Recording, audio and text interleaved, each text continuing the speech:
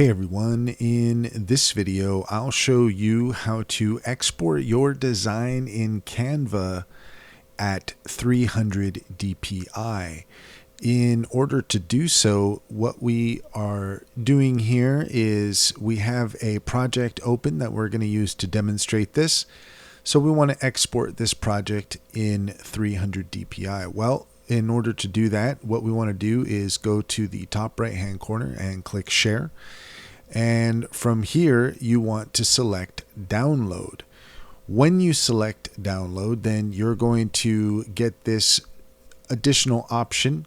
And under file type, you want to select PDF print. This is the only option in Canva for 300 DPI export. So we can select that.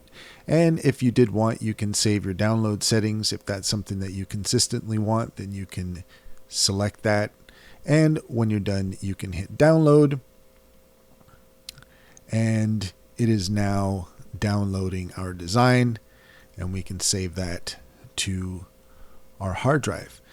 And that's all there is to it. If you found this video helpful, please leave a comment and like and subscribe for more helpful tips.